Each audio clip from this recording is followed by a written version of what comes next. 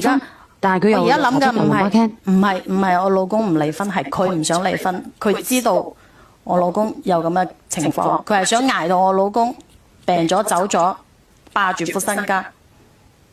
哦，咁好正常啫，係咪啊？兩夫妻。但係我嗰啲係我都有㗎，生仔個係我，唔係應該由我個仔去繼承嘅咩？邊個人上嚟？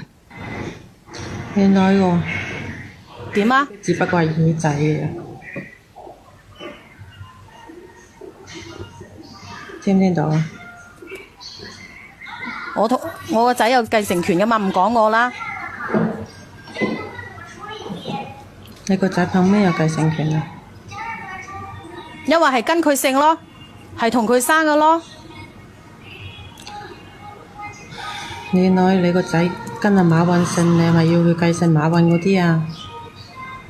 嗰時就而家唔係馬雲啊嘛，就係我老公啊嘛，我唔係。你咪咁搞笑啦，唔係你老公啊，唔該你個三觀正啲啦，嗰個係人哋老公，你有冇個國家姓人嚟㗎？有冇嗰個本啊？冇嘅話你就唔該，你唔好叫人老公啦。而家私生仔都有繼承權㗎啦，你知唔知道啊？你有冇睇過啊？你女，我做嗰項，我做繼承出嚟嘅，你話我有冇知啊？咁我家婆我老公都承認我㗎喎。你老公承認你，你家婆承認你，但係唯一一點法律唔承認你，你明唔明？你識啊？你識條鐵啊？你知道咩？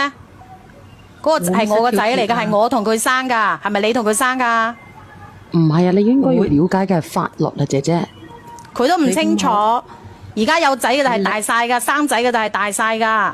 邊個話俾你知？你錯啦，你女，生仔生女一樣平等㗎，唔該你唔好再有咁嘅思想，係你自己冇法律意識，唔該你行去問清楚，仔女一樣係有平等嘅繼承權。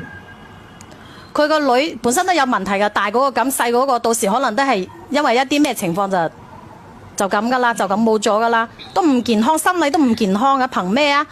我仔流緊係我老公嘅血液嚟㗎。人哋個女唔係流緊嘅你老公嘅血咩？嗰啲唔關我事啊！我想問你一點啊，你唔好關你事啦。人哋個大女冇牽係因為你嘅存在啊！你唔插足去，你唔知三東三嘅話，人哋個小朋友就唔會冇，就係咁簡單。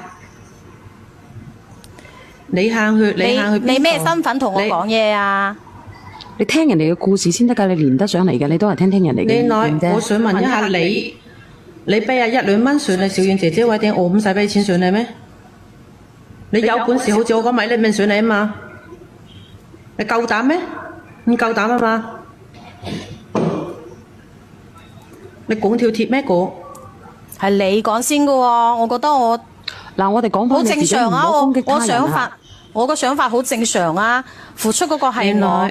我知道，我亦都好平心靜氣同你講，你付出係你冇錯，但係你只可以攞翻你個仔嗰份，你唔可以要求你老公去同個女人離婚，以下去得晒你老公嘅所有。我話俾你知，你老公同佢離婚，個女人要分你老公嘅一半，你願唔願意啊？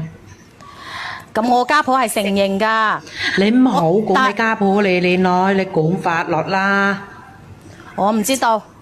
我就係知道我家婆生前都同我講過話，可以由我同我仔繼承㗎。唔該，你家婆仲唔喺度先？唔喺度嘅話，你仲更加之冇可能。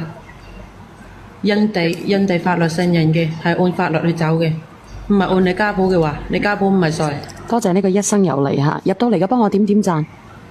第一、第二，呢家個女人查到你嘅地址。知道驚落係你老公俾，即係佢老公俾錢去買嘅，同埋佢老公所有支出喺你身上嘅費用，佢有權去追翻你。我亦都勸説你一句，唔該你唔好再去搞咁多事啦，就係咁簡單。如果一旦嗰個女人要追翻所有嘅費用，你係要俾翻出嚟嘅。我唔想聽佢講啊，小圓姐姐，我想你。我可以同你講，依家直播間幫我諗下辦法，我要見我老公。你點見你老公啊？你老公病得好犀利㗎。小遠，我話俾你知啊，佢開始想你，佢已經講啦，可能佢老公依家翻去佢老婆嗰邊嘅。我唔使你勸我，唔使你勸我。我唔係同你講啊，個直播間唔係你嘅，你女。